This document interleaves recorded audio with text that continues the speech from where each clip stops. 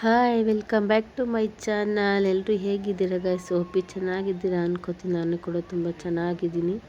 So ಇದು ಬಂದು ನಾವು ದಾಂಡೇಲಿ ಟ್ರಿಪ್ ಹೋಗಿದ್ವಲ್ಲ ಪ್ಯಾಕೇಜಿಂಗಲ್ಲಿ. ನಾವು ಶುಕ್ರವಾರ ನೈಟ್ ಬಿಟ್ಟಿದ್ದು. ಸೊ ಮಾರ್ನಿಂಗು ಶನಿವಾರ ಮಾರ್ನಿಂಗು 9:30ಗೆ ದಾಂಡೇಲಿಗೆ ಹೋಗಿ ತಲುಪಿದ್ವಿ.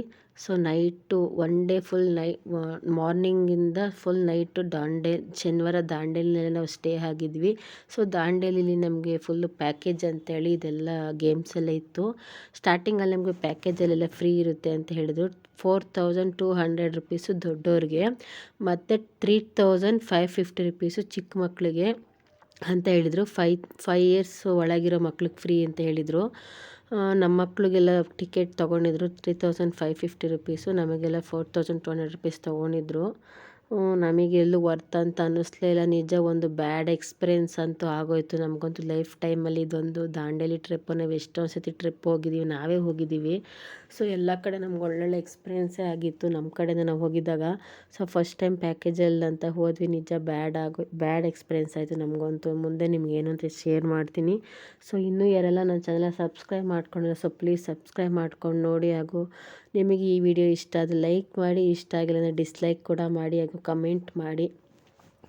ಸೊ ಹಾಗೆ ಅಲ್ಲೇ ಪ್ಯಾಕೇಜಲ್ಲೆಲ್ಲ ಇನ್ಕ್ಲೂಡ್ ಆಗಿರುತ್ತೆ ಅಂತ ಹೇಳಿದರು. ಸೊ ನಾವಿಲ್ಲಿ ಆಡ್ತಾ ಇದ್ದೀವಲ್ಲ, ಇದು ರೋಲರು, ಸೊ ಇದು ಫ್ರೀ ಇತ್ತು. ಹಾಗೆಯೇ ಅಲ್ಲಿ ಬೋಟಿಂಗ್ ಕೂಡ ಫ್ರೀ ಇತ್ತು ಮತ್ತು ರಿವರ್ ರಾಫ್ಟಿಂಗ್ ಕೂಡ ಫ್ರೀ ಇತ್ತು. ಆದರೆ ಅದರಲ್ಲಿ ಜಿಪ್ಲೈನ್ ಎಲ್ಲ ಕೂಡ ಮೆನ್ಷನ್ ಮಾಡಿದ್ದು ಫ್ರೀ ಅಂತೇಳಿ. ಅಲ್ಲೋದ್ಮೇಲೆ ಜಿಪ್ಲೈನ್ಗೆ ಕಾಸು ಕೊಡಬೇಕು 150 ರುಪೀಸ್ ಒಬ್ಬರಿಗೆ ಅಂತ ಹೇಳಿದ್ರು. ಅದೊಂದು ಡಿಸಪಾಯಿಂಟ್ ಆಯಿತು ನಮಗೆ. ಮತ್ತು ರೆಸಾರ್ಟೇನೋ ಓಕೆ ಚೆನ್ನಾಗಿತ್ತು, ಗೇಮ್ಸ್ ಎಲ್ಲ ಓಕೆ. ರೆಸಾರ್ಟಲ್ಲಿ ಊಟ ಅಂತೂ ನಿಜಕ್ಕೂ ಏನೇನೂ ಚೆನ್ನಾಗಿಲ್ಲ ಗೈಸ್, ಏನೂ ಚೆನ್ನಾಗಿಲ್ಲ. ನಮಗಂತೂ ಊಟನೇ ಇಷ್ಟ ಆಗಲಿಲ್ಲ ಫಸ್ಟ್ ಆಫ್ ಆಲು. ಅದಾದಮೇಲೆ ನೋಡಿ ಇದೆಲ್ಲ ರಿವರ್ ರಾಫ್ಟಿಂಗು ಹೋಗಿದ್ವಿ, ಹಾಗೆ ಬೋಟಿಂಗು ಕೂಡ ಫಸ್ಟು ಬೋಟಿಂಗ್ ಕರ್ಕೊಂಡು ಹೋಗ್ತಾರೆ, ಅದಾದಮೇಲೆ ನೆಕ್ಸ್ಟು ರಿವರ್ ರಾಫ್ಟಿಂಗಿಗೆ ಕರ್ಕೊಂಡು ಹೋಗ್ತಾರೆ. ಅದೇನೋ ಓಕೆ ಫ್ರೀ ಎಲ್ಲ ಇತ್ತು, ಬಟ್ ಚೆನ್ನಾಗಿತ್ತು. ಒಂದೊಂದು ಟೈಮ್ ಕರ್ಕೊಂಡು ಹೋಗ್ತಾರೆ ಅಷ್ಟೇ. ನೆಕ್ಸ್ಟು ನಾವು ಅಲ್ಲೇ ಸ್ಟೇ ಆದ್ವಿ ನೈಟು. ಅವ್ರು ನಮ್ಗೆ 6 ಗಂಟೆಗೆ ಪಿಕಪ್ ಇದೆ, 1 ಅವರ್ಗೆ ಹೋಗ್ಬೇಕಂತ ಹೇಳಿದ್ರು. ಸೊ ನಾವು ಓಕೆ ಆಯಿತು ಅಂತ ಹೇಳಿದ್ವಿ. ನಾವು 4 ಗಂಟೆಗೆ ಅಲಾರಾಮ್ ಇಟ್ಕೊಂಡಿದ್ವಿ. ಒಂದೊಂದು ರೂಮಲ್ಲಿ 5 ಜನ ಕೊಟ್ಟಿದ್ರು ನಮಗೆ. ನಾವು 4 ಗಂಟೆಗೆ ಅಲಾರಾಮ್ ಇಟ್ಕೊಂಡಿದ್ವಿ. ಅಲ್ಲಿ ನಾವು 4 ಗಂಟೆಗೆ ಎದ್ಮೇಲೆ ಫೋನ್ ಮಾಡಿ ಕೇಳಿದ್ವಿ, ನೀರೇ ಬರ್ತಿರ್ಲಿಲ್ಲ ಗೈಸ್, ನೀರೇ ಬರ್ತಿಲ್ಲ, ರೆಸ್ಪಾನ್ಸೇ ಮಾಡ್ತಿಲ್ಲ ಕರೆಕ್ಟಾಗಿ. ಸೊ ನೀರು ಬಂದರು. ಅದಾದಮೇಲೆ ಗೀಝರ್ ವರ್ಕ್ ಆಗ್ತಿರಲಿಲ್ಲ. ಎಷ್ಟು ಸತಿ ಫೋನ್ ಮಾಡಿ ಹೇಳಿದ್ವಿ ಗೀಝರ್ ವರ್ಕ್ ಆಗ್ತಿಲ್ಲ ಅಂತೇಳಿ. ಬರ್ತೀವಿ ಟೆಕ್ನಿಷಿಯನ್ಸ್ನ ಕಳಿಸ್ತೀವಿ ಅಂತ ಹೇಳಿದ್ರು. ಕೊನೆಗೂ ಕಳಿಸ್ಲಿಲ್ಲ. ಕೊನೆಗೂ 6 ಗಂಟೆಗೆ ನೀರೆಲ್ಲ ನಮಗೆ ಬಿಸಿ ಆಯಿತು. 6 ಗಂಟೆಗೆ ಸ್ಟಾರ್ಟ್ ಮಾಡಿ 7:30ವರೆಗೂ ರೆಡಿಯಾಗಿ ನಾವು ಟಿಫನ್ಗೆ ಅಂತ ಬಂದ್ವಿ. ಅವ್ರು ನಮ್ಗೆ ನೋಡಿದ್ರೆ 6 ಗಂಟೆಗೆ ಟಿಫನ್ ಕೊಡ್ತಾಯಿದ್ದಾರೆ. 6 ಗಂಟೆಗೆ ಯಾರು ತಾನೇ ತಿಂತಾರೆ ಹೇಳಿ ಅಲ್ವಾ? ಟಿಫನ್ ಎಲ್ಲನೂ ತಿನ್ನೋದಕ್ಕೆ ಆಗೋದಿಲ್ಲ. ಇದು ಬಂದು ಭಾನುವಾರ ಮಾರ್ನಿಂಗ್ ವ್ಲಾಗ್. ಇದು ಮಾರ್ನಿಂಗು 6 ಗಂಟೆಗೆ ಹೇಳಿದ್ವಲ್ಲ, 6 ಗಂಟೆಗೆ ಎದ್ವಿ. ನಾವು 4:15ಗೆ ಎದ್ದೇಳಬೇಕಾಗಿತ್ತು. ಎದ್ದಿದ್ವಿ, ನೀರು ಬರ್ತಿಲ್ಲ ಅಂತ ಮಲ್ಕೊಂಡ್ವಿ. 6 ಗಂಟೆಗೆ ಎದ್ವಿ. 6 ಗಂಟೆಗೆ ಈ ಥರ ಒಂದು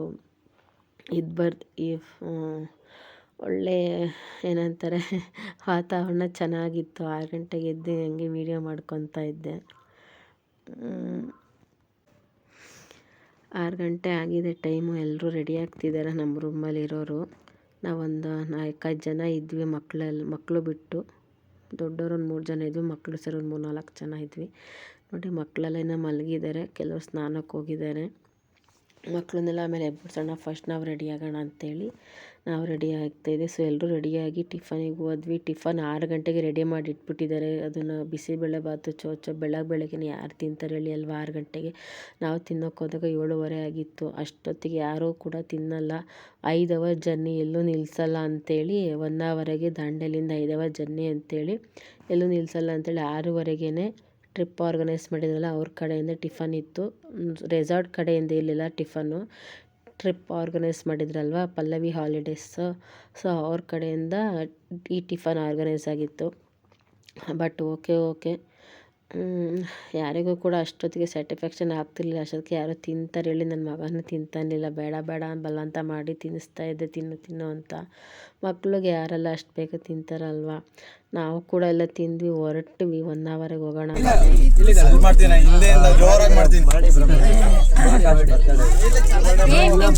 ಬ್ರೋ ಫ್ರ್ಯಾಂಕ್ ಮಾಡ್ತಾರೆ ಬ್ರೋ, ನಿಜ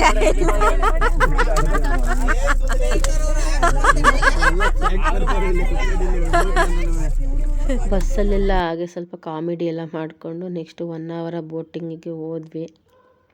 ಬೋಟಿಂಗ್ ಎಲ್ಲ ಚೆನ್ನಾಗಿತ್ತು. ನಾವು ಹತ್ತಿದ ಬೋಟ್ ಬಂದು ಮೇಲ್ಗಡೆ ಎಲ್ಲ ಸ್ಟೆಪ್ಸ್ ಎಲ್ಲ ಇತ್ತು, ಅಲ್ಲೆಲ್ಲ ನಿಂತ್ಕೊಂಡು ಮಾಡಿ ಒಂದ್ಸತಿ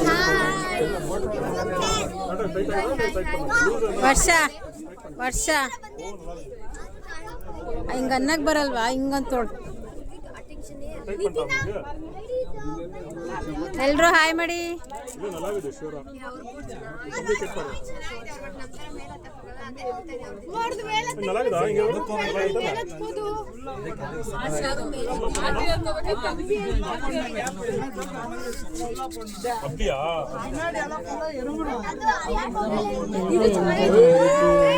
ಬೋಟಿಂಗ್ ನಾನು ಫಸ್ಟ್ ಅವರ ದಾಂಡೇಲಿ ನೋಡ್ತಾ ಇರೋದು, ನೋಡಿರಲಿಲ್ಲ ಯಾವತ್ತೂ ಕೂಡ.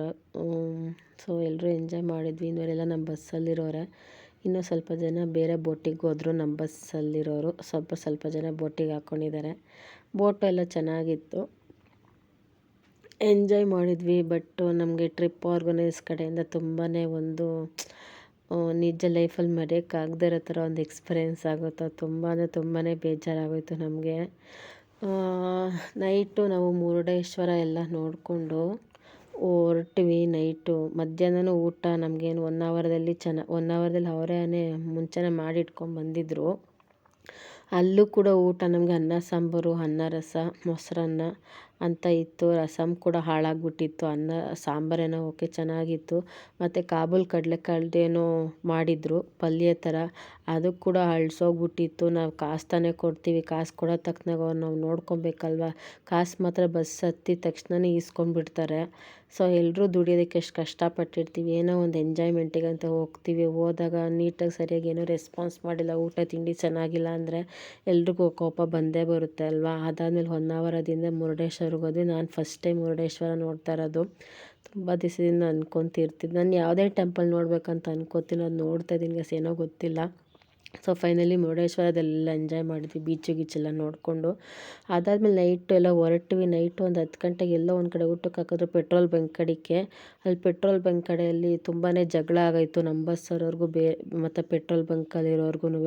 ಊಟಕ್ಕಂತ ಕೂತ್ಕೊಂಡ್ರು ಪಾಪ ಯಾರೋ ನಮ್ಮ ಬಸ್ಸಲ್ಲಿರೋರು. ಪೆಟ್ರೋಲ್ ಬಂಕಲ್ಲಿರೋ ನಾಯಿ ಥರ ಹೊಡೆದು, ನಾಯಿ ಥರ ನಾಯಿಗಳನ್ನ ಟ್ರೀಟ್ ಮಾಡ್ತಾರಲ್ಲ, ಹೋಗು ಆಚೆ ಈಚೆ ಹಿಂಗೆ ಹೋಗು ಅಂತೇಳಿ ಜಗಳ ಮಾಡಿಬಿಟ್ರು. ನಮ್ಮ ಕಡೆಯವರು ಕೂಡ ಬೈದರು. ಫಸ್ಟ್ ಆಫ್ ಆಲ್ ತಪ್ಪಿದ್ದು ಆರ್ಗನೈಸ್ ಕಡೆಯವ್ರದ್ದು. ಅವ್ರು ಎಲ್ಲರೂ ಒಂದು ಒಳ್ಳೆ ಕಡೆ ಊಟಕ್ಕೆ ಹಾಕ್ಬೋದಾಗಿತ್ತು. ಪೆಟ್ರೋಲ್ ಬಂಕಲ್ಲಿ ಬೆಳಕಿರುತ್ತಲ್ವ ಅಂತೇಳಿ ಹೋಗಿ ಕುತ್ಕೊಂಡು ಅಲ್ಲಿ ಊಟ ಮಾಡೋಕ್ಕೆ ಹೋದರು. ಕೊನೆಗೆ ನಮ್ಮದೇ ತಪ್ಪು, ನೀವೇ ಸಾರಿ ಕೇಳಿ ಬನ್ನಿ ಅಂತೇಳಿ ನಮ್ಮ ಬಸ್ ಆರ್ಗನೈಸ್ ಮಾಡಿದ್ರೆ, ಟ್ರಿಪ್ ಆರ್ಗನೈಸ್ ಮಾಡಿದ್ರೆ ಬಂದು ಕೇಳಿ ಅಂತಿದ್ರು. ಯಾವುದೇ ಕಾರಣಕ್ಕೂ ನಮ್ಮ ಬಸ್ಸಲ್ಲಿರೋ ಕೇಳಲ್ಲ ಅಂತ ಅಂತಿದ್ರು. ಯಾರೋ ಕೆಲವರು 2-3 ಗಂಡಸರು ಕೇಳಲ್ಲ ಅಂತ ಅಂತಿದ್ರು. ಅದಾದಮೇಲೆ ಕೊನೆಗೆ ಪೆಟ್ರೋಲ್ ಬಂಕ್ ಓನರು ಅವರು ಪೊಲೀಸವ್ರನ್ನೆಲ್ಲರೂ ಕರೆಸ್ಬಿಟ್ರು. ತುಂಬಾ ಬೇಜಾರಾಗೋಯಿತು. ನಾವು ಎಷ್ಟೊಂದೆಲ್ಲ ಟ್ರಿಪ್ಗಳಿಗೆ ಹೋಗಿದ್ದೀವಿ, ಎಂಜಾಯ್ ಮಾಡಿದ್ದೀವಿ. ಬಟ್ ಈ ಥರ ನಮ್ಗೆ ಯಾವತ್ತೂ ಬ್ಯಾಡ್ ಎಕ್ಸ್ಪೀರಿಯೆನ್ಸ್ ಆಗಿರಲಿಲ್ಲ. 1 ಅವರ್ ನಾವು 1-1.5 ಅವರು ಆ ಕತ್ಲಲ್ಲಿ ಎಲ್ಲ ವೆಯ್ಟ್ ಮಾಡಿದ್ವಿ. 10 ಗಂಟೆಯಿಂದ 11-11 12 ಗಂಟೆವರೆಗೂ ವೆಯ್ಟ್ ಮಾಡಿದ್ವಿ. ತುಂಬಾ ಬೇಜಾರಾಗೋಯಿತು ನಮಗೊಂದು ಸಿಕ್ಕಾಪಟ್ಟೆ. ಬಸ್ಸಲ್ಲಿರೋರು ಎಲ್ಲರೂ ಕೂಡ ಆರ್ಗನೈಸ್ ಮಾಡಿರೋರ ಕಡೆನೇ ಮಾತಾಡ್ತಿದ್ರು. ಯಾರೂ ಕೂಡ ಒಂದು ಒಳ್ಳೆ ಒಪಿನಿಯನ್ ಕೊಡಲೇ ಇಲ್ಲ. ಇನ್ನೊಂದ್ಸರಿ ನೆಕ್ಸ್ಟ್ ಯಾವುದೇ ಕಾರಣಕ್ಕೂ ಬರೋಲ್ಲ. ಮತ್ತು ಇನ್ಸ್ಟಾಗ್ರಾಮು, ಯೂಟ್ಯೂಬ್ ನೋಡ್ಕೊಂಡೆ ತುಂಬ ಜನ ಬರ್ತಾರೆ, ಎಲ್ಲರೂ ಬೈತಾಯಿದ್ರು. ಸೊ ಇಲ್ಲಿಗೆ ಈ ವ್ಲಾಗ್ನ ಎಂಡ್ ಮಾಡ್ತಿದ್ದೀನಿ ಗೈಸ್. ನೀವು ಟ್ರಿಪ್ ಹೋಗೋಕ್ಕೂ ಮುಂಚೆ ಯೋಚನೆ ಮಾಡಿ ಹೊರಡಿ.